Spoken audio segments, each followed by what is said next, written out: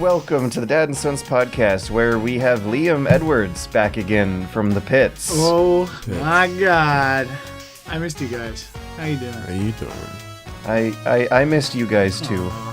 You guys have fun last week talking about all the things you can talk about because I wasn't around. We spent the last week gushing over Disco Elysium and Outer Wilds and BoJack Horseman. We gotta eventually change to new stuff though at some point, right? Yeah, I feel bad because I want to listen to it because obviously go dads, right? But I can't because it's all spoilers for stuff I will eventually get to. So I have no idea what happened last week's episode, but I am assured it was a good one. Those are all damn good games. But anyways, in this podcast, I am apparently a boomer, and everyone else is a millennial, because I did follow your guys' recommendations, and I'm trying to figure out the wonderful world of music, and I installed Spotify, and like I don't know if I'm old or not, but the interface and terminology is weird for me to wrap my head around. Like okay, this thing is supposed to make you a playlist of music that you're supposed to like, right? I mean, that's not its only functionality. You can search for whatever artist you want and listen to them at any time. But a big part of having Spotify is that Spotify curates playlists based on what you've been listening to. So if you have, in fact, not listened to anything, it will have no data. Yeah. But to get there and like add it into the George Taste Generator algorithm, do I like the song or do I add it to my queue or my playlist? You just like, listen what's to the it. three terms there? Just listen to it. I don't know. I'm thinking there should be a tutorial mode to help me figure this out. Oh my God. George is a boomer. You man. What have you listened to on Spotify so far? Walking music. 80s workout. Okay. That's pretty And good. there's another playlist it generated for me called relaxing music, but that's a lie.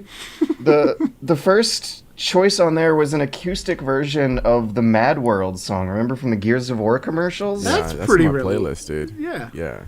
That is not relaxing. That's a song about the like stressful intensity of childhood and the tumultuous coming of age of growing just up in a enjoy mad music. world. You can't- How can you not think about how mad the world is when listening to Mad World? Yeah, but you're supposed to think about the feeling of it, not like the depressing reality. It's a depressing George, song. can you do me a favor and find what the playlist is for surviving Asian coronavirus? All right, so there is actually a playlist.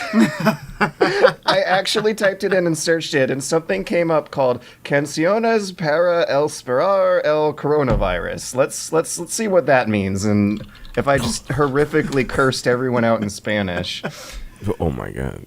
I don't think you can have that on Spotify. You should play a little bit of it, George. Put it on in the background. Esperar. It means songs to wait for the coronavirus too. God. I need to be listening to this playlist. I've been wearing a mask Europe. all week, and I need to listen to this playlist. One of the songs on the top of the list is The Final Countdown by Europe. Oh no! Oh no! I'm a big fan of this playlist. That's ridiculous. It's The End of the World as We Know It by R.E.M. The End by The Doors. Wow. Here Comes the Sun by The Beatles. Cool.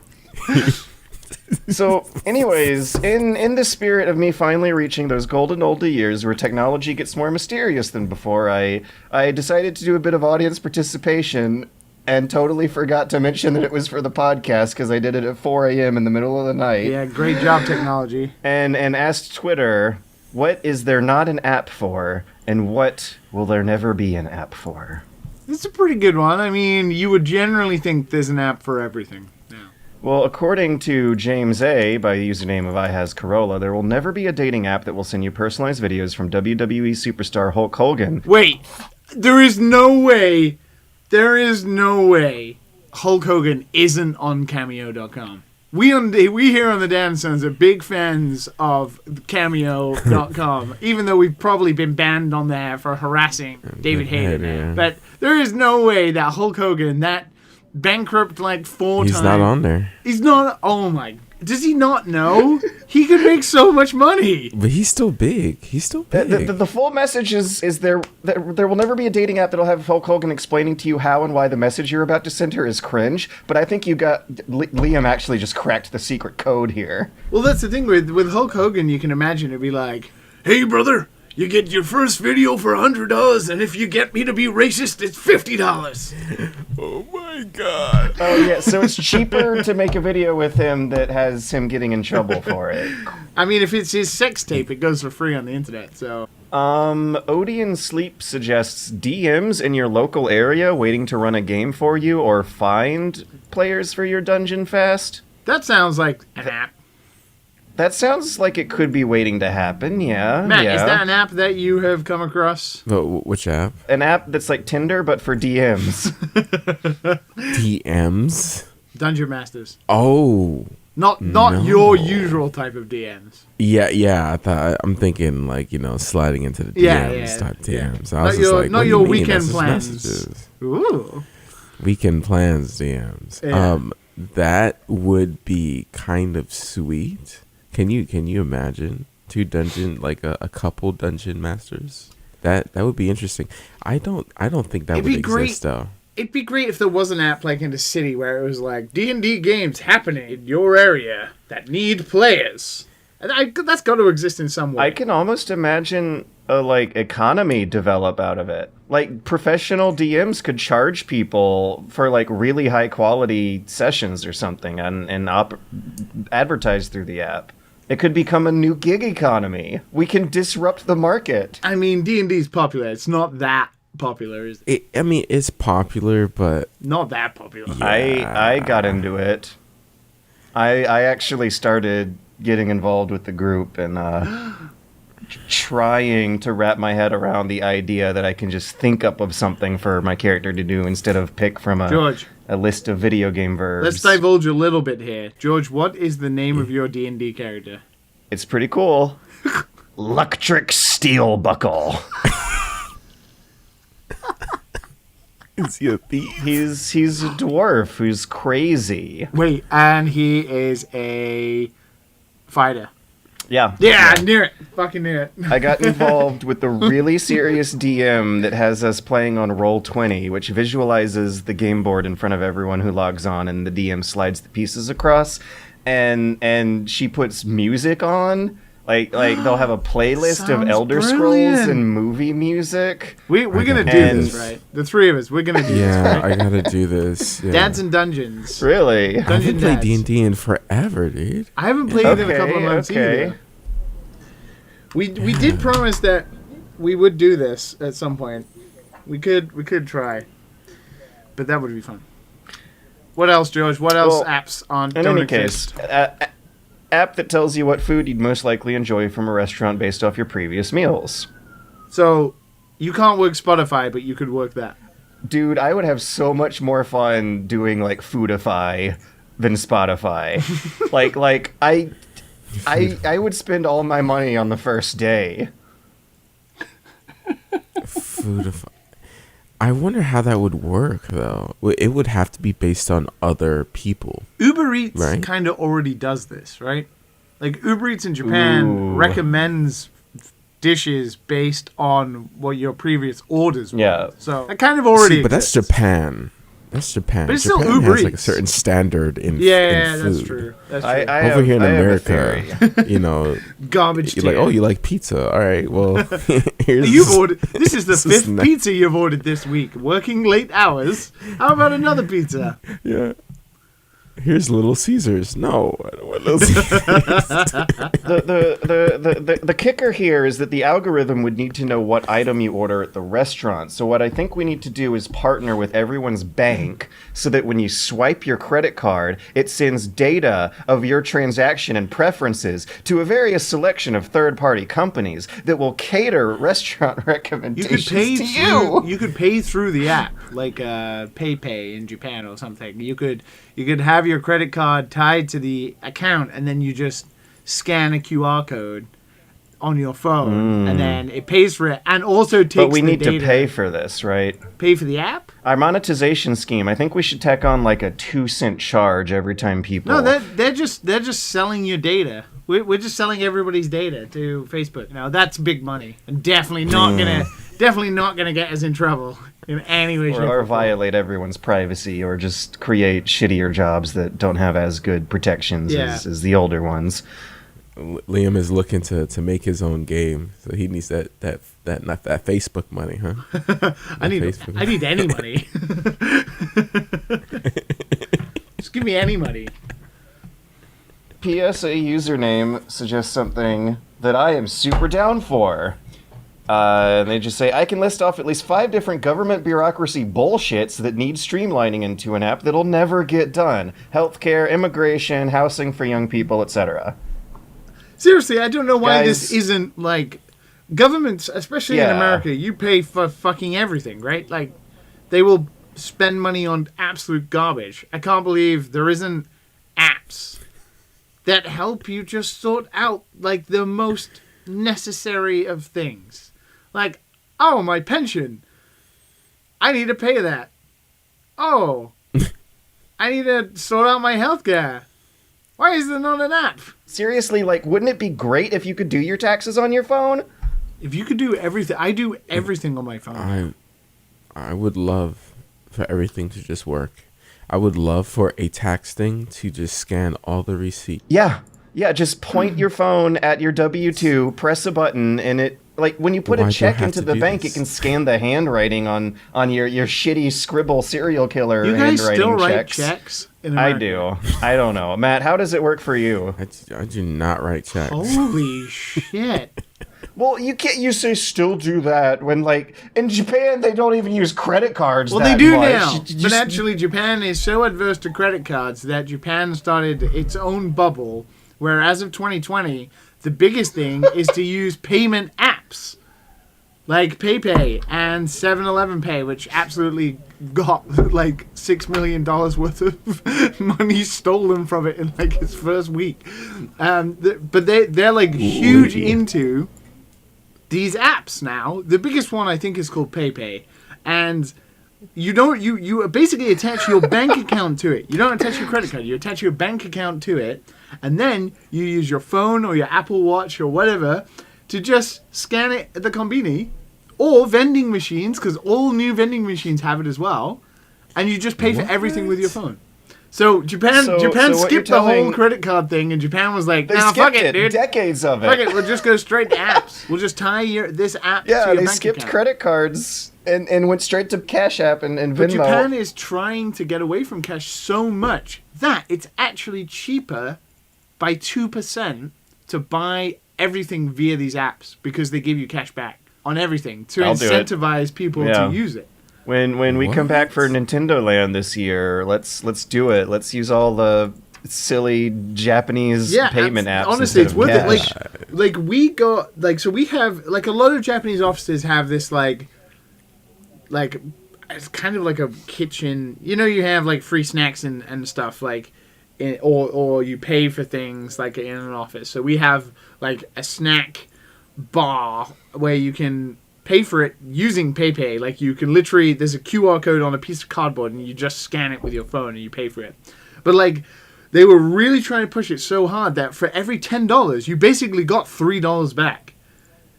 So you got It's pretty everything good. you bought in the beginning for free. Like you got $3 worth of stuff for free every $10. It was crazy.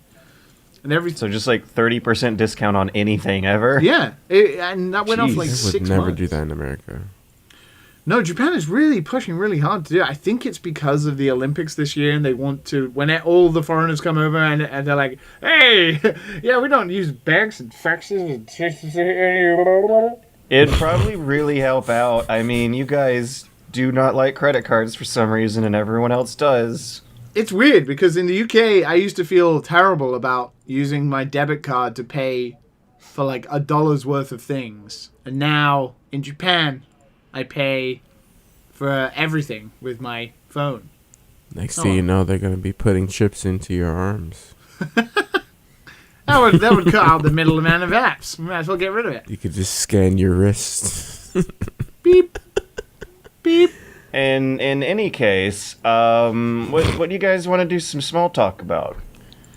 Have you guys played any games? Because I've played literally one game in this entire month. I have played a game. One game. You're saving us. I played Greedfall. Greedfall. After Yeah. a Plague Tale, you're straight in on the Eurojank RPG, focus home interactive stuff, aren't you?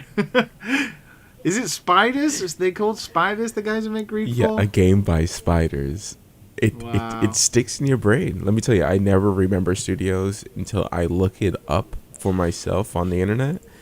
But I remember their name because every time I load up the game, a game by Spiders, and I was like, if like they ever did a documentary, like the first bit of it would have to be with like fake spiders. It would have to be. They would have to do that joke. I'm wondering why they're called spiders, because none of the games they put out have like a kind of Anything to insectoid do dark with spiders. theme, right? They're like sci-fi future stuff, and Greedfall looks like a fun. George, I it's mean, we're called really Dad and good Sons. direction, actually. None of us are dads. None of us are dads. I think All of us are sons, though. I Are think we? these are qualifications I'd rather leave up to the audience. Anyways, yeah, I'm not seeing any spiders in the screenshots of Greedfall. I'm seeing some really cool looking costumes, though. The spider, I'm pretty sure it comes at the end. So, You think there'll be a spider in the end? So this game is I was expecting it to be kind of okay, but it's actually pretty good.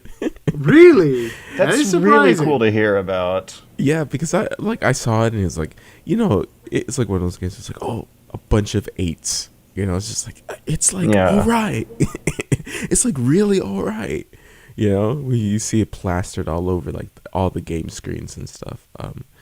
And it just looked like, back in the days when they used to play like Two Worlds and Sacred 2 and all that. Oh, yes, that was like, oh, let me fantastic masterpiece. I like those games. So the one thing I did actually hear that this game was pretty good and it reviewed pretty well, didn't it? Decently for a Spiders game anyway. But the Yeah, one thing they decently, said is yeah. that like the towns and stuff were like desolately empty. They're not. Really? They just have, yeah. If you don't pay attention to the dumb NPCs, it actually looks lively. So don't pay attention to the NPCs in the city and it feels like It feels lively. No, there's like merchants shout the same thing over and over again, and there's like a constantly like people walking around. So it seems huge, and it is because the cities are pretty big. Yeah. It's like an illusion almost. Like it's big, but it's like, when you really think about it, it's like, oh, it's not that big. But they just have like a few NPCs walking around. Sometimes they get in your way. Sometimes the NPCs will literally walk in your way. When you're trying to, you're trying to use the shoulder to walk past them or run past them, and they like move in front of you. Excuse me, Dr. Freeman. It's pretty interesting, but like the game is quite interesting. I would say it's not like I'm not gonna sit here and say it's like the best thing ever, but So there's a lot of good things going for it. Like the combat is pretty fucking fucking good. Where does it sit in a scale of Dragon Age Origins to Witcher 3 to Mass Effect Andromeda and Mass Effect 3? It has a little bit of Andromeda, that's for sure. Andromeda. Yeah, it has a little bit of Andromeda. Andromeda. It's not Witcher 3, but it's more Dragon Age Origins. Like still kind of oldish.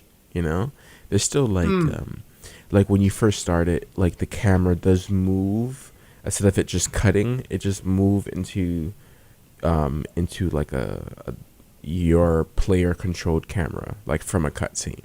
Like there's a couple like cinematic moments like that. Like they were in the beginning, they were like really like trying to sell that, like, oh, this game is actually not, garbage. There's some like good animation here. But yeah, there sometimes you see like the arms will be animated wrong. It'll just like crank up a bit. Okay, right. Like the Just a across little the jank. elbow. Yeah, That Euro just jank. a little bit of jank. There's a little bit of like Okay. jank, especially like later on in the game. Like in the beginning, I would say it's pretty. They keep it pretty solid, but later on in the game, there's a lot of little things that kind of slip through the cracks. But all in all, like the system, the leveling up system, where you can choose like. It has a little bit of like Zelda-ness to it, where not Zelda, well I guess kind of Zelda, where you basically you level up every couple levels, and you can choose to do like vigor or charisma or something like that. And if you have like a certain amount of vigor, which so go from level 1 to 4, you can do kind of different things in the world, like balance on a beam or jump over a big cliff or something like that to get to a different area. So they kind of block off certain places like that you can go at any time, because you just level up into that place, and you can also reset your tree. There's a lot of quality of life stuff in this one as well, like a lot of things that usually games like this tend to miss. There's a lot of that in here, so you can always reset your skills after like a big battle. You get like a little gem. You can there's always like a player house that you can like craft and everything at every city. Holy shit. Yeah, like it's one of those things where they really take your attention away from it being like an unfinished game, because it kind Good of on them. Fucking good on them. Yeah. That is hard to Yeah. do. Like It's they hard, obviously, it's weird because those types of games, especially like Spiders and other companies like that, like the guys who make The Surge, Lords of the Fallen. Yes. What are they called? Deck Yeah. 13 or something? I can't remember. They're about the same size, right? European, like, smaller studios that are making these big-ass RPGs. Like, they always massively outscope themselves, yet somehow manage to pull, like, a 7 out of 10 game out of these things. It's pretty amazing. I'm wondering if Spiders will ever have like a 9 out of 10 hit on their hands, though, because every one of them tends to be better and better than the last one, and Greedfall like looks impressive. I don't know, I'm seeing weird clipping and stuff, but the costumes and the lighting and the texture work on everyone is gorgeous. Yeah, it's the voice acting's good too.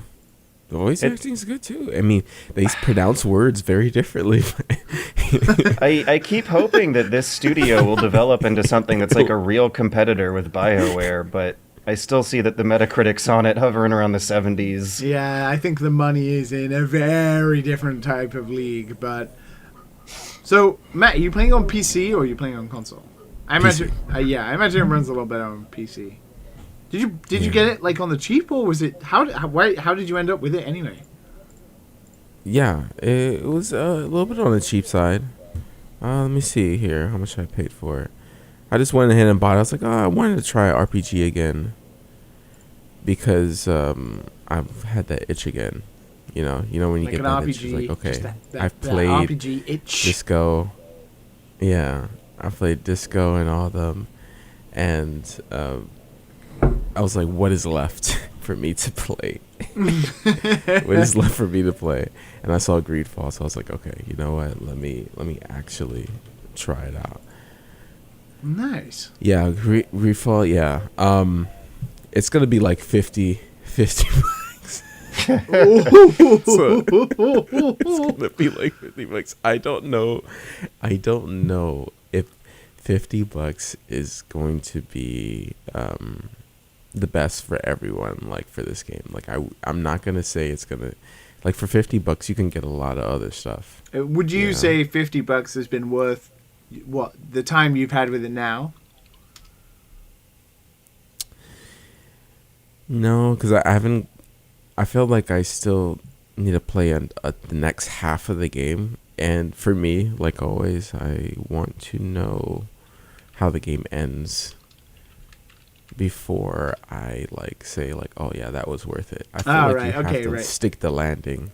I understand like getting like having Man, a I'm good journey. so but you have different to stick the landing. that. Yeah. Yeah. Like for me, like especially full price tag. That's basically full price tag. Yeah, you gotta stick that landing. Well, we'll see next week because you're a fucking machine and you finish games like that. No, what are you talking about? This is a long game. Disco took me like over a month to finish. It did not feel like that from my end. Because you're playing multiple games at once. That's what it is. I wish I could got play Disco, one game. Darkwood. How are you at Disco? What day are you on? I'm on day 3. I'm art cop now. Art cop. Half art critic, half cop. Guys, please. I've also noticed that the clock in game does not tick forwards unless you're talking to people or reading things. So when I needed to wait for 9 p.m. to roll around, I just wasted some old lady's time standing on the street asking her dumb questions again and again. That is a hilarious game. But I don't think I've talked about Darkwood before. Darkwood. Yes, I've played a little bit of that. Sounds generic. Kinda, sort of, but you'd be surprised. Genre is fairly like generic Don't Starve style, fortify a base against monsters that come out at night, explore around during the daytime, but the atmosphere in this game is like really, really, really freaking good.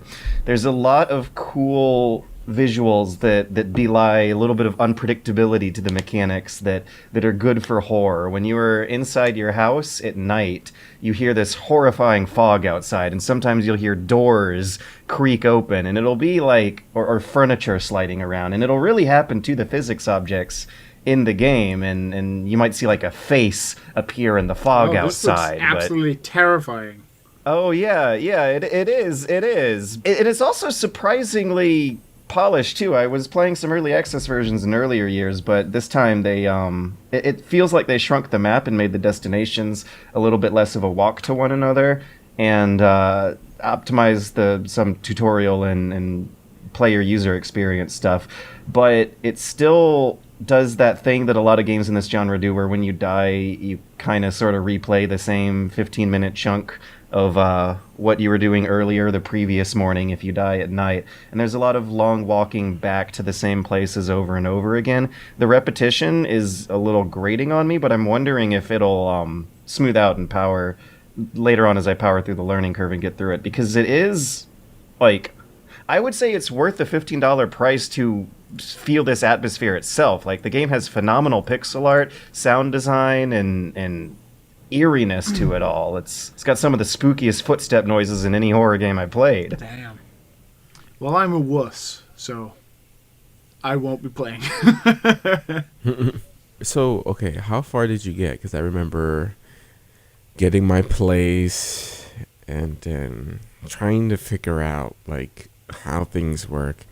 And I gave it a couple hours. This was a while back, but like it just felt like I never reached a balance, a center, an understanding of what exactly the progression was. Which is why one of the reasons I think I'm having an easier time this time is because this is technically a replay, and I've gone through the first few days before. I know a little bit more about what to do and where to go, but that problem is kind of sort of creeping in now as I get into new areas and die and replay the chunks over again. But that's deliberate. I can tell by now it's really deliberate. They want you to feel like you're always running out of gasoline for the generators, especially.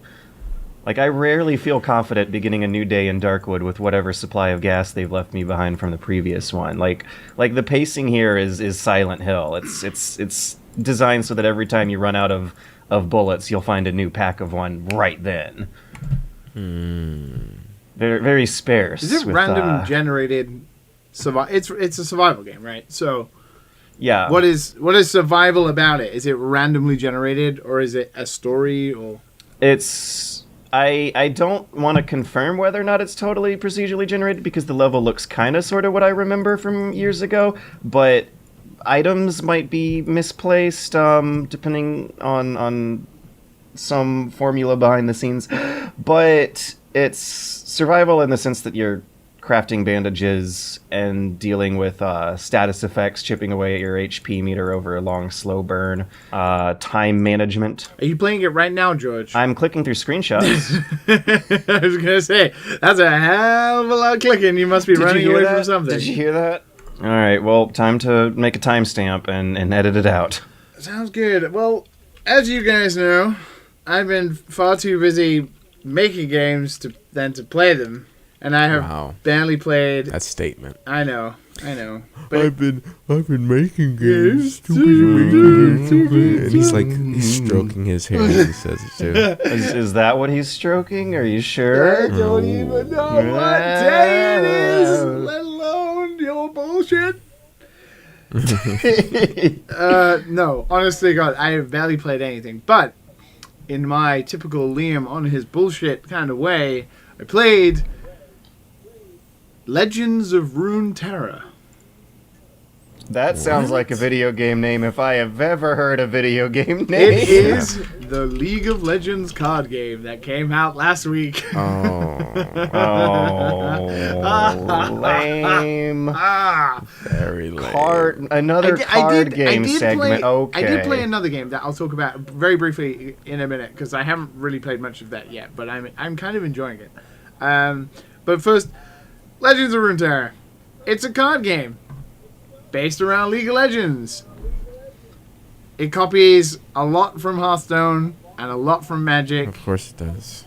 And then mashes them together. It's got like a really interesting mechanic that I really like, which is that both players cannot attack on the same turn. So when you have a round, the attacking player will make a move first, like play a card or a spell, and then it immediately passes to the other player who can then make a response, and then it passes back to you, and you can choose to do another move, or then you can choose to attack, and then the other player has to defend or respond, and then once that's passed, the round is over, and then it goes to the next player as the attacking player. So usually, obviously, in Hearthstone or in Magic, each player has an attacking turn each, where they can't respond unless they have like certain spells that can block or do stuff or defend. Like in this, the whole point is that you're doing your strategy, and at the same time, the other player is sort of doing their own, but trying to respond to what you're doing each turn. But what makes it interesting is that you can choose to attack at any time. So is it advantageous to not do anything and attack immediately, so your opponent doesn't have much time to respond to anything? Or do you lay out all your shit and attack at the end? So there are some interesting mechanics about it. I have played a fair bit of it, like a couple of hours. I've won quite a few games. The decks in that game are super weird and they're built really weird. But it's not very recognizable. Like, League of Legends is full of champions, and the champions are like the main components of this game, right? They're like the powerful cards. But all of the other cards that Magic is really good at, because Magic is incredible at world building, and they have all the different planes and all the different aesthetics and all this kind of thing, and they're trying to copy that a little bit with different regions of Runeterra, which is the area in which League of Legends takes place. But nobody knows anything about the world because there's been no other thing other than League of Legends, a MOBA, to build the world building. So everything else is like generic assassin, generic tavern keeper, generic bard, fantasy cards that are not that interesting. So they're not interesting to look at. There's no interesting world building. It's not like Hearthstone where you have all this years of World of Warcraft and years of Warcraft before that to flesh out the other side of card collecting, which is, the interest in the cards and that kind of thing. So whilst it's fun, I don't really know if I'd keep playing right now. I imagine it will take off on Twitch and stuff, but yeah. You heard me giggle at the name. Legends of Runeterra. Runeterra. Welcome. The third age of the third Protect age. the Freljords. Go against Piltover. Yeah, no, it's alright. It's very flashy. Graphically very flashy. Has some interesting mechanics. I like playing it casually, but I can't imagine playing it any more than I would Magic or something like that. But something I have been having fun with that I haven't had much time to play, which is really odd, and I just had like a really gnarly itch to play a game like it, which is ironic because Matt, obviously this is an audio feature, but Matt is wearing a Warhammer t-shirt or something. But it's the Champions. It's the card game. Oh, it's the one that Matt worked on. Pimp that shit. Yeah. Not that we care about that anymore. Now it's a sleeping shirt. That's how all video game PR shirts end up. I downloaded Blood Bowl 2. Really? I downloaded Blood Bowl 2. I never understood that game. So have either of you played Blood Bowl 2? Or Blood Bowl? I feel like me and Matt did sit down for a session once at a con. Did we? It was... I'm trying to remember if it was Blood Bowl or Mutant League. Mutant League. It was Mutant League. Okay, so... but Mutant League Football is the one from, like, the 90s. Yeah, never mind. The 2018 one must have been what we were playing. So, yeah, no, we haven't done Blood Bowl, but we've done Mutant League. Okay, so like a tactical sports thing then. So, I've had a weird itch to get back into Warhammer or something resembling Warhammer for a while. And I kind of know it's only an itch, so I just wanted to scratch it before I spent like hundreds of dollars on Warhammer figures. Yeah, Don't. exactly, right? When I was a teenager, I loved it. Now, I kind of want to play like a smaller game like Kill Team or something. But anyway, I kind of was interested in, I like sports and stuff, and I really like when people make spin-offs of sports in some way. And then I remember Blood Bowl, and I was like, oh yeah, there's a video game. Speaking of Focus Home Interactive, they released Blood Bowl too, and I was like, I wonder how this is. And I bought it in the sale, but I didn't get around to it for a couple of weeks. And fuck me, is it confusing. Yeah. They managed to make, like, the easiest sport in the world to understand, American football, and What, really? the slowest game, and make it even slower. But I really started to, like, I watched like a lot of YouTube videos about it, and I started learning tactics, and I really got into it, like the learning process of it. And then I started playing the campaign and stuff, and I haven't played much, but I'm having a really good time. Like, matches feel intense, and RNG is bullshit in that game. It's terrible. It's all dice rolls that never go in your favor. Everything fucks up. But when you successfully get one touchdown, and it's taking you 20 minutes to get there, it's a beautiful feeling. The game is janky as fuck, but it seems quite true to like the Warhammer Age of Sigmar like aesthetic and stuff. But yeah, no, I've been playing it like sometimes at lunch, and I'm having a pretty decent time of it. I don't know if it's still... It came out in like 2015, so I don't know if anybody's still playing it, but I'm having a pretty good time. And that's all I played. You said that you think American football is an easy to understand game? You throw the ball, you catch the ball, you put it on the touchline. But you also gotta like look up your plays, Hail your Hail Marys with your -2 goo goo gajoo. I know, I'm just ignorant British. I don't like American football. As soon as I look at the plays and like hear the list of positions, my brain just like... So that's the thing. I don't know if Blood Bowl is a very good resemblance of American football then, because it is very strategic, and you need to place units in like certain positions because otherwise things happen, and you need to block, and you need to like tackle people, and go for the Hail Mary and stuff like that, and you have less chance. Like the way the grid lays out is like positions you move into have a higher chance of you being tackled, and they all are on percentages. So I don't know if really it's a good resemblance, but it does feel like the same sort of tacticness as I play in American football. But I don't know, it's a lot slower. Of course, it's turn-based, but It's a lot slower. I'm like watching it now. it is Jeez. a lot of fun. It's very intense, and games last a while. So I'm still enjoying it. When Matt and I were playing Mutant League, and between when every 30 seconds you got to pick a play, I did not know what I was clicking on for most of that game.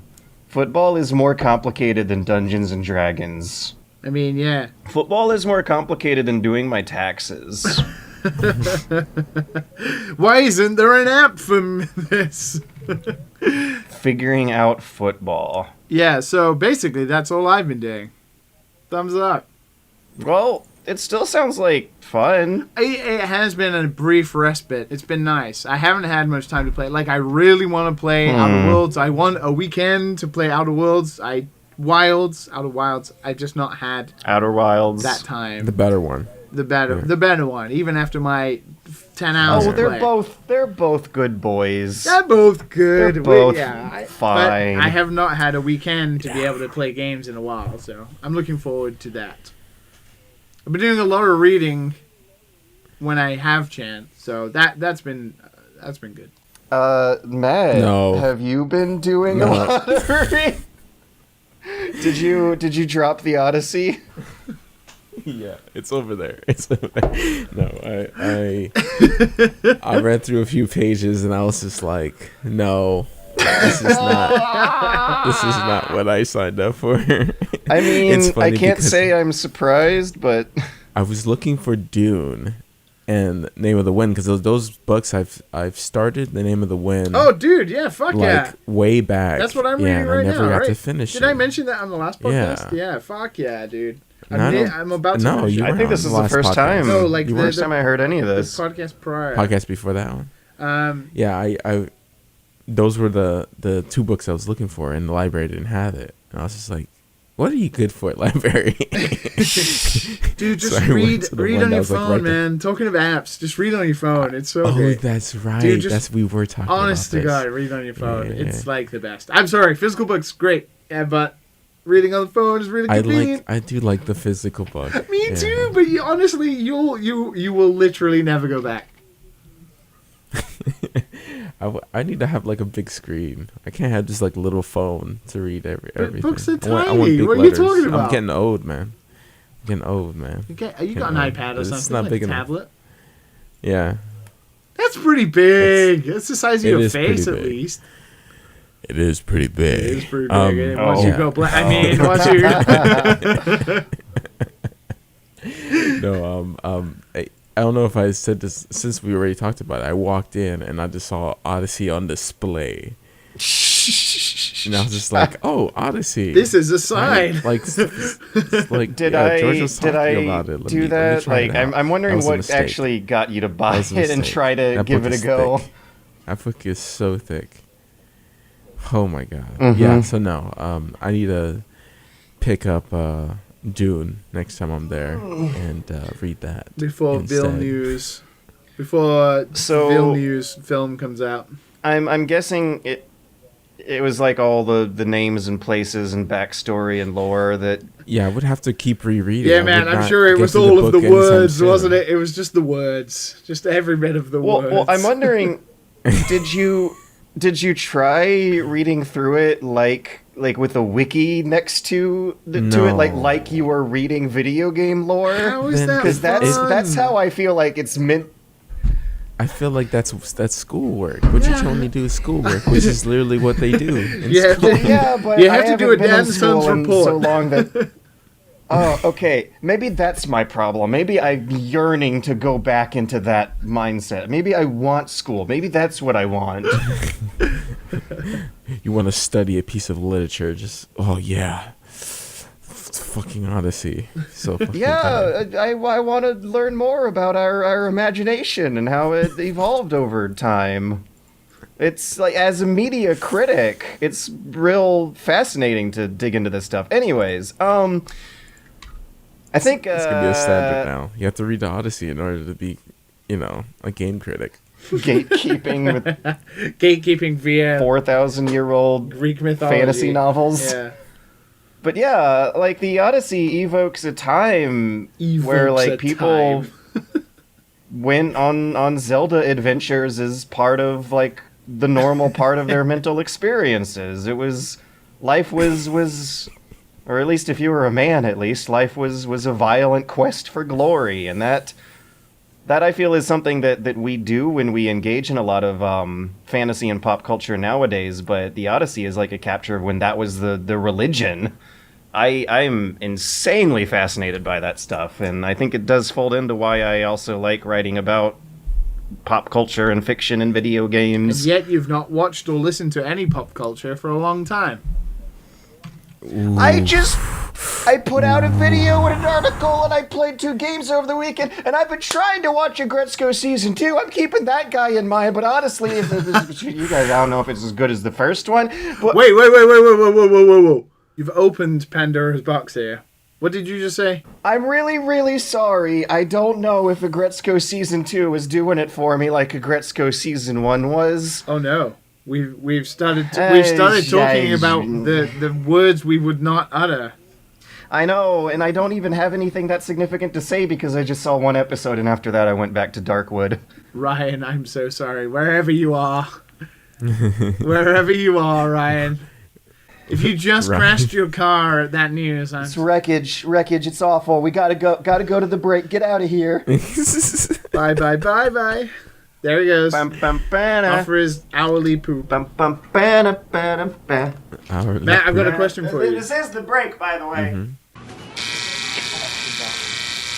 We're sounding this alarm to ring in the release of Splinter Cell Chaos Theory. A game so extreme, it's making gamers everywhere do things like this.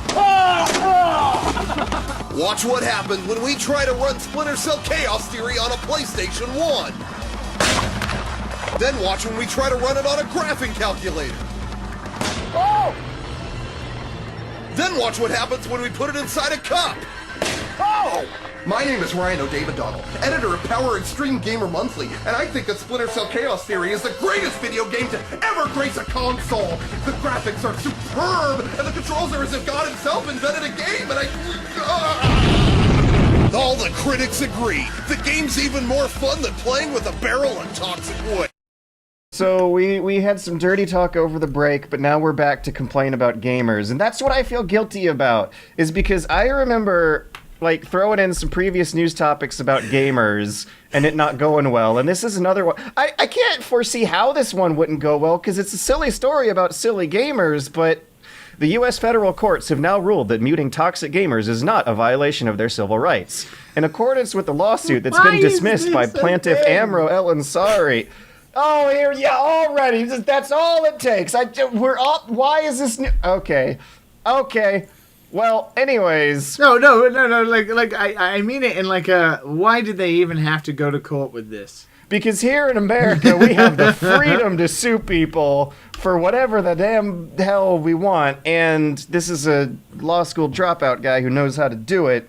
All right, so yeah, the headline of this story is U.S. federal courts have ruled that muting toxic gamers is not a violation of their civil rights. The textual details of this story are maybe poking like holes in a slightly smaller demographic, which is serial litigators who dropped out of law school and apparently know some methods that get them making quick bucks wasting other people's time filing false lawsuits, which is a big phenomenon in America and has just now, after however many decades, finally crossed over with the world of toxic gamers complaining about free speech limiting their civil rights as human beings on planet Earth. The plaintiff's name is Amro El Ansari, and this is a guy who submitted a handwritten lawsuit, which unfortunately I was not able to find on the internet, but I did find documentation from the court dismissing his handwritten lawsuit. He claimed that he had over 2,000 hours invested in the game. 2,000 hours. Guys, have we ever played 2,000 hours of any video game ever between the three of us? Yes. Like if you have... I'm probably reaching that in Smash these days. MMOs. 2,000 hours. I'm definitely probably reaching that in Smash, I think. That's 83 entire days. Wow. It's a lot of Smash. Guild Wars 2. RuneScape. That's How could we one forget? quarter of an entire... Definitely one quarter of an... Maple Story. It's a quarter of a whole year on each 2,000 hours is a lot more than you might think. I don't know if... Point is, I've played a shitload of video games in my life, and I think the highest I've ever gone was like 220, 250. 2,000 is just a whole new level of suspiciously unrealistic figures. In an official lawsuit submitted to courts over actual money, Amro El-Ansari claimed that he had 2,000 hours invested in the game and more when he was booted out and muted from a session he was streaming. Jagex has denied his appeal for his muting without telling him why, and so now he is seeking damages to a number that he does not actually specify and just says whatever the jury sees fit, plus a demuting of his... $1. Oh. If the jury saw fit to give him $1 in damages, then that is what that would mean. He's not just suing Jagex, though. Oh, this is a RuneScape player. Right. Yeah. It's... These are RuneScape fans we're talking about. And shit, my headphones. I just accidentally yanked the cable out. The lawsuit is named El-Ansari versus Jagex Inc., and some of the targets also include Shanghai Hongtao Network Technology Company Limited, Shanghai Fukong and Interactive Entertainment Limited. In either case, the judges have found that he had made no substantial allegation concerning any of those defendants on the basis of any constitutional claims that break the law, and they threw it out. Good. This is a guy whose lawsuits have been thrown out over the past year in other cases as well, one of which was against Tinder. He claimed he was unlawfully scammed by Tinder because they were matching him up with bots instead of real hot local singles in his area, DTF. So this guy just likes suing people. Or that's his, like, gig economy, self-employment solution to surviving in our current world. Wow. It is his chosen hustle. Another one of his lawsuits was against Bloomsburg University for being arrested for lighting up a marijuana joint in front of the police. Yeah, this is a guy who's, making a living out of stretching the law in whichever silly ways he can make done. So this isn't really video game news. It's more just a crazy dude using video games to try and scam some money. Unless you spin it as this setting a precedent against toxic gamers, arguing that the First Amendment free speech protections of the law protect their speech on a game company's private platform. Like, if anything, this should stand as an example from now on. If a kid ever tries to use that argument, if you cross them in the wild, you can now say, no, courts have ruled that you're wrong, and you're not actually allowed to say the N-word in Rainbow Six Siege because of the United States First Amendment. Which is always a silly argument to posit in the first place, but now that a silly lawsuit has been thrown out, we at least can know that much. Jeez. So have you guys ever encountered kids in... I'm yeah. sure you've seen comment sections of them saying First Amendment protections is all about extending... The First Amendment protections extend over into social media and video game chat rooms, chat boxes, chat zones. Yeah. Speaking of League of Legends, back in the day when I used to play a lot of that was filled with toxic chat. Vile. It's because it's just these dudes on the internet. They're protected by their screen. They would never do that in person. I've had a few social It's encounters. True, they wouldn't. No, They would not. I don't know, guys. I don't think so. I have crossed paths with some characters. Not with me around. Not with you and me, and not with me around. I'll tell you that. I would have definitely backed you up. You were there when Airport Girl was waiting on me at the gates. I wasn't there. What would you have done if you were there? Oh, I would have been laughing at you. That's Airport Girl, dude. I'm talking about some crusty dude coming up to you and saying some mean things that make no sense. Wait, I love Konami. You can't hate on Konami. You were in the area, but not with me at the time when a fan said, "Don't try rhyming again for a video." I was definitely not there for that. Yeah. I mean, to be fair, isn't that just constructive criticism? What no, it's just shutting down a whole genre of writing. Yeah, I think your group of fans just doesn't know how to say jokes properly. You know, they just say them. It's like, oh, I didn't think you should just try rhyming again. Well, now that you've said that, I'm sure that my group of fans will get unnecessarily offended at the claim. You could get that on there. Which just completely demonstrates the circular logic of it all. Anyways, yeah, no, a lot of like pseudo Gamergate adjacent arguments about the First Amendment protecting people's harassment and toxic behavior not actually being how the law works is now exemplified by that being a precedent. That's why this is news.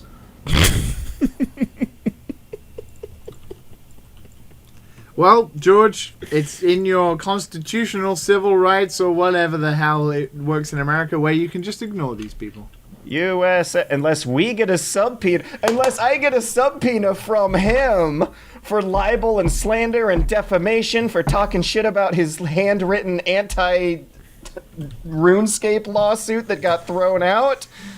Maybe we should fucking not say anything. Well, come to think of it, when other video game pundits have gotten sued by critics before, like when Lotax got boxed by Uwe Boll, and when Jim Sterling got sued by, what was it called, Digital Homicides or something, those were big cases that ended up giving them a lot of publicity, and the lawsuits never go anywhere anyway, so it would be troublesome, but it also could be a big boost in our SEO rankings.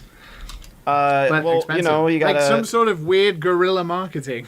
you gotta spend money to make money to rank up your SEO levels, right? So a website called bestseocompanies.com. I don't exactly know if a website name like that was striking me as any kind of well-respected research institute, but upon further looking through the sources, Right, but it's fine. It turns out that it's fine. I saw a news story that was fun and silly that a study claimed that PlayStation fans are the most brand loyal. And I looked through it, and this SEO website did a survey of 1,000 participants asking them what kind of brands they're into. And there's some interesting observations that they found. For the sections on video gamings that generated that headline, as it were, 40.7% of their respondents said that they'd be most likely to shop the PlayStation brand for video games. Xbox scored in at 31, Nintendo scored at 30.4, which makes the two of them surprisingly neck and neck. I would have actually been expecting to see Nintendo at the top, PlayStation at number 2, and Xbox in the third, but it does make sense that PlayStation is number 1. Like this is brand loyalty. It doesn't constitute sales though. However, I believe there are some figures that fold into sales. Yeah, 1 in 3 people with the gaming system plan to buy the new PlayStation, compared to 1 in 4 who plan to buy the new Xbox, compared to just 8% who are wanting to buy both. That question was questioning them on their next-gen planning purchases. And they also question them on other things besides video games, shoe brands. I was interested in cell phones. Apparently, there are more Android fans among these 1,000 participants than Apple fans, up until you start measuring them by generations. Boomers, Gen Xers, and Millennials all prefer Android, but Gen Z vastly favors Apple. I wonder how you could explain that. Gen Z? Gen Zs are kids who are like either young adults or late teenagers right now. They were born after the turn of the millennium. Oh my god, so millennials aren't the youngest people in the world? Millennials. What is happening? Millennials just means you were growing into age during the turn of the So millennium. we're Like millennials. if you were a kid or a teenager or a young adult during the year 2000, you're a millennial. God damn it. And if you're a kid or a young adult during the post-2000s, you're a Gen Zer. And that means you like Apple, apparently. I wonder if growing up with... I like Apple, though. Oh, well. Right, but you're not in the majority here, or at least among this 1,000 participant survey. In sociology classes, you always got to clarify how small your sample size actually is when you're making these assumptions. 1,000 people is not a lot of people. But yeah, I don't know if you guys had any interesting thoughts or observations about how you might have seen these statistics in your own lives come to life, or if you question it all.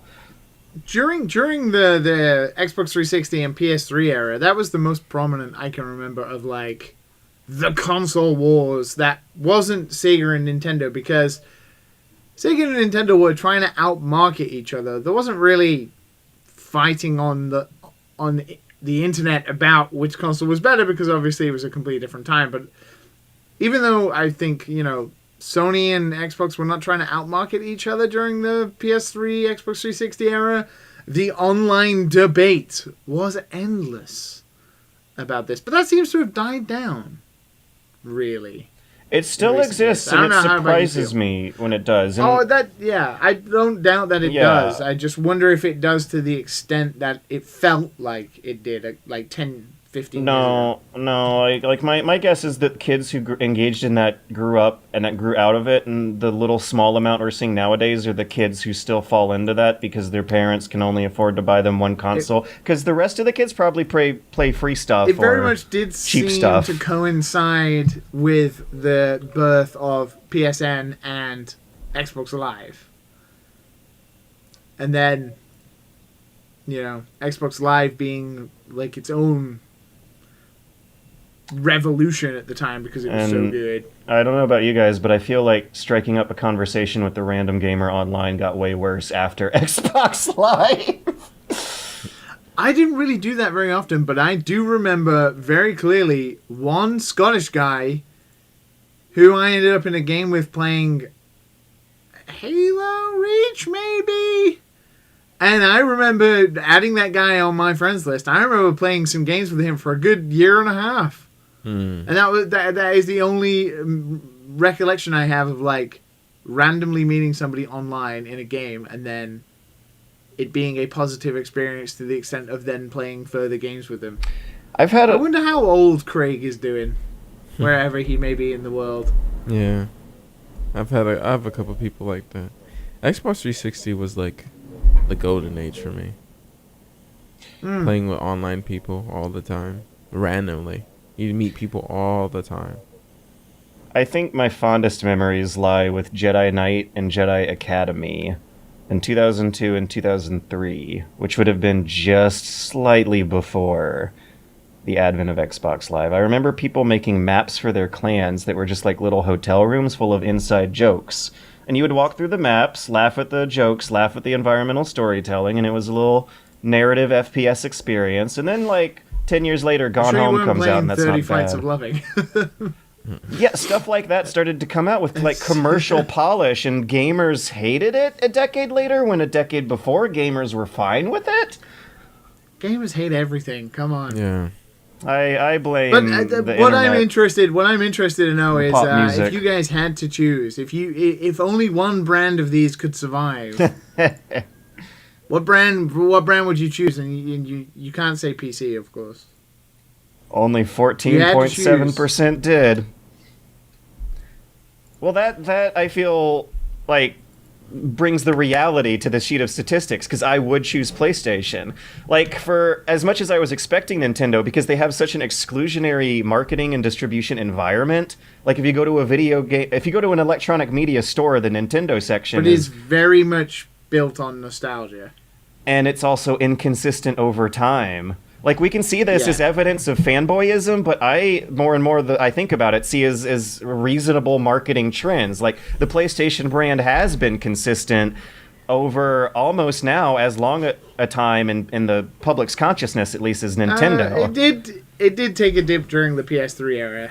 Nobody would really just for the argue first the few PS3 years was a success. But then it caught What up about by the you, end of Matt? that generation.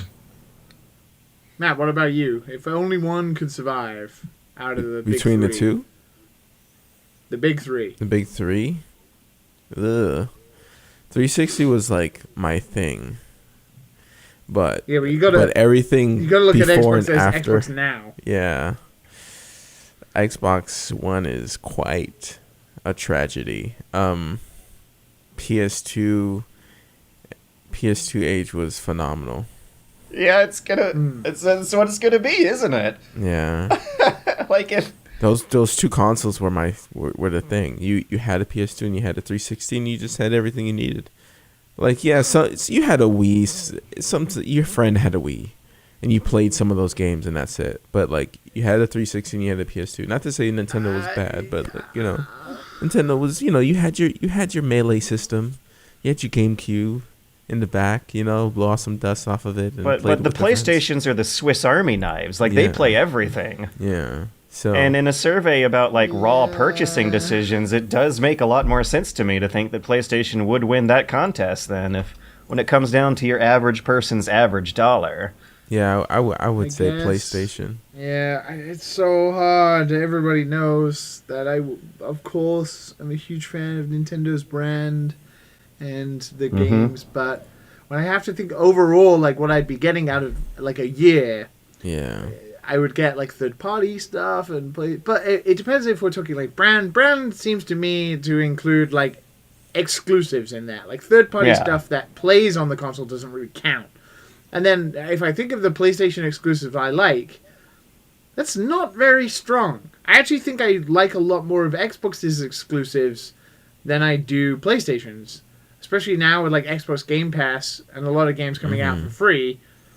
I think Xbox is stronger in that regard. PlayStation has Uncharted and God of War and stuff like that, but in comparison to how I feel about Nintendo first-party exclusives, it's apples and oranges. Like, I absolutely adore Nintendo's first-party stuff. I would pick Nintendo now if I was only thinking about now, but like back then, no. Yeah. Well, if you think of it as a now and beyond, like out of the three, who do you foresee will continue to go on? Nintendo, because Nintendo has a lot of the indie games and everything on the platform. The Switch does kind of have everything on it right now. Yeah, but it's really funny, right? Because the industry is still, of course, super young. It's like maximum 40 years old, right? Which is super early. But we have now seen through all three of them stumbling blocks. Like Nintendo have had probably more than the other two, but Nintendo have been around a lot longer. But Nintendo have still been able to survive a lot longer, then come around with the Switch, and then all of a sudden the Switch is like the hottest selling console in the world, right? Whereas PlayStation had a great success with the first console, but it was really the second console that was just fucking mind-blowing and was the best. But the third console kind of faltered. Everybody was worried a little bit. PS3 definitely could not compete with Xbox 360, really. But then the PS4 comes out, and the PS4 is one of the best consoles of all time. And then Xbox, you're like, oh, well, how could they fuck up? They have Xbox Live and Xbox 360, and it's incredible. And then they bring out the Xbox One, and they fuck it up. So every one of them has had stumbling blocks. So if you were going to go like beyond, it's kind of a... Who knows? Yeah. Who knows? The way I interpret these numbers and this talk is that Nintendo's got people by the heart, but PlayStation's got people by the brain. Yeah. And Xbox has people by the halos. Xbox is just all over the place. They're a wild card. Gaming. Video games are gonna play video. Video games are also the content of our listener questions, which we might have time for one and a half. Since you're back, Liam, I decided to roll a question aimed at you, Let's go Top for it. Front, this week. This is from Sir Rick the Nick. And wait, I also forgot to say, if you want to send us questions, comments, or suggestions, send them to dadandsonspodcast@gmail.com. We ran out of our previous batch and could use another one. Yeah. So, Rick the Nick is back at it. Again, got another one. Partially due to the recommendation of Liam, I recently finally finished Oathbringer, and I'm finally caught up with the Stormlight archives and really enjoyed it. Since I believe Liam is the only one who's read it, what did you think of it? Favorite moments? Favorite part of the world building? Also, did you read Warbreaker / Edge Dancer as well? And that's the question. I have no idea what those words mean. Okay. So actually, he's a book ahead of me because I have not read Oathbringer, but I've recently finished Words of Radiance, which is the second book in this series, and I absolutely love it. I love Brandon Sanderson's world and everything. Obviously, I've talked a lot about reading on my phone on the podcast recently. I'm a big evangelist of this now, and I'm currently reading through The Name of the Wind, which is fucking brilliant. It's so good and it's so nice and I love it and I'm really enjoying it as like a palate cleanser from the Stormlight Archives, because Stormlight Archives is very heavily traditional fantasy in a lot of ways, but I love it. I do love the Stormlight Archives, and Words of Radiance is ending. I don't want to spoil it for anybody who's reading, and I highly recommend you do. It's probably one of the highest rated fantasy series out now. The final, like, climactic build-up towards the end of Words of Radiance is easily my favorite part so far. Like, when they have the big fight, and they find the thing in the middle, and then the stuff that happens a little bit after, like, with, what's his name? Guy who betrays Dalnar, and then his son, Adeline, when they meet in the big tower. Like, oh, man, it's good shit. Yeah, no, it's really good. I highly recommend it. I'm absolutely loving getting back into reading, and it's been a lot of fun. And it really helps with, like, understanding what the state of writing in video games is at. Like, having played a lot of video games, without reading a lot over the years for the past 10 years or so, being so heavily involved in video games, I kind of just got used to video game writing as the standard for what I was consuming outside of people. And getting back into reading, like, not that I stopped, but doing more and more and understanding people like Patrick Rothfuss and Scott Lynch and Brendan Sanderson, just how fucking good they are at writing and how amazing the world building can be in those stories compared to video games, which really still needs, like, visual aids to be able to portray. Like, I'm glad stuff like Disco Elysium exists now, but yeah, we still got a long way to go to compare to some of the fantasy that's being written now and stuff like that. But if you haven't read it, Stormlight Archives, highly recommend it. It's great. Okie dokie. Liam keeps freezing every once in a while. Right now he's like this. Make that your cell phone background. My beautiful face. Diego C. says, now that we're at the end of a console generation, it feels like people have had enough of open world collectathons being the de facto game template. What do you think will be the next overly saturated genre? My bet is on Souls-like. Battle Royale. Think it's Battle Royale? It's getting to that point. It's Battle Royale. Battle Royale, or what, as you go in with cover shooters before, like, forms of that. Or looter shooters. We've already seen next gen. What's it called? Godfall. Mm-hmm. Like, Godfall we've already seen is it. a looter shooter. Yeah, it's like a Warframe, Destiny 2 style, more games as a service style stuff. Fortnite updates every 2 weeks. Like, more games like that, I think. I believe we'll see more of them, but in terms of, like, there being a dominant, overly saturated genre, I would actually expect things to be diversifying for a little while. Like, I don't know if I'm gonna expect there to be a huge glut of Souls-likes because the bar for entry is so high. It takes a lot to make a game like that. It takes so much to make a game like that. And 100-player battle royales are even more, like, specific engineering degree technical wizardry.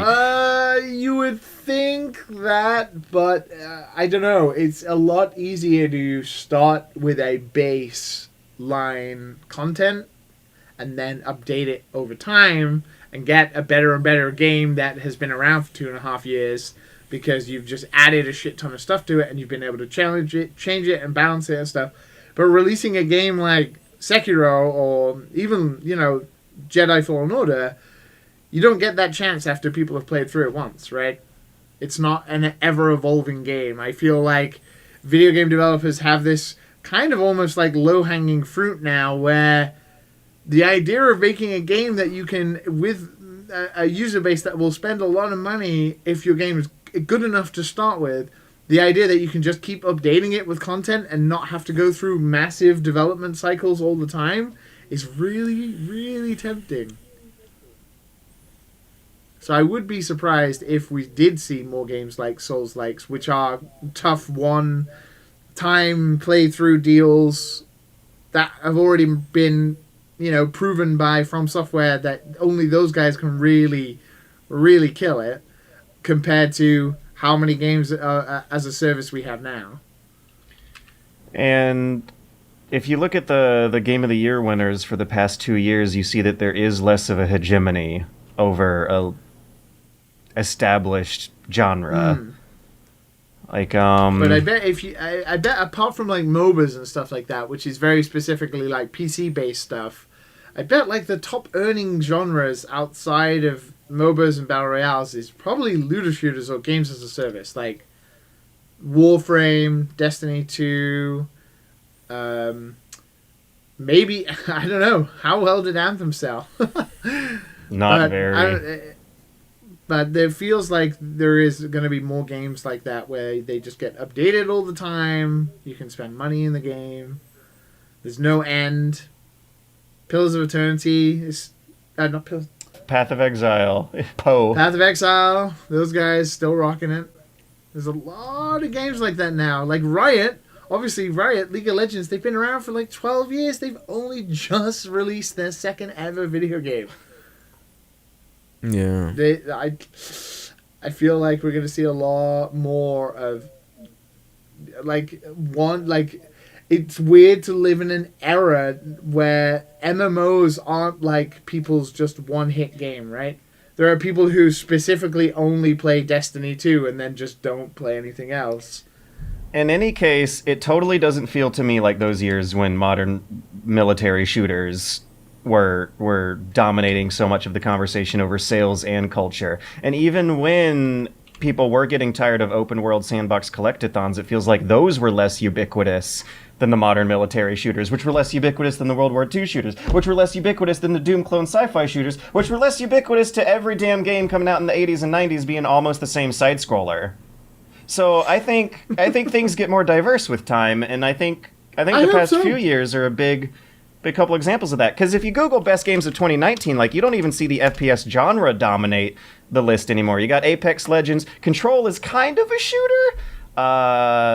Would you really want to argue Outer Wilds is an FPS? It's an FPRPG. There's Metro Exodus and Call of Duty, but other than that, a lot of the old standby genres aren't cramming up the list like in previous years, and I see that as a good thing. I'm down with that. Cool.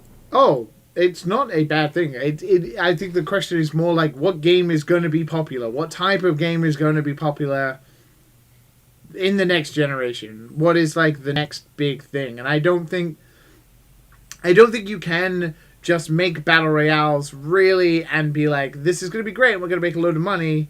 The culling obviously has shown that stuff like that can suck, so maybe not battle royales, but games as a service, like the idea that you can have a community of players and all you need to do is survive off that community. No, man, it's going to be weird VR games, and me and Matt are going to be able to pull out our headsets and write out the whole next decade of mainstream trends on that totally real thing. Just you two in your zone. Yeah. Your weird, Matt, do you have crusty VR zone. crusty eye gunk from being in the headlight? It's too long. Eye gunk. Matt, do you have any opinion, any insight, any commentary? We've dialogued it for too long. Yeah, I mean, you guys pretty much went ham on that question. We went ham. Yeah.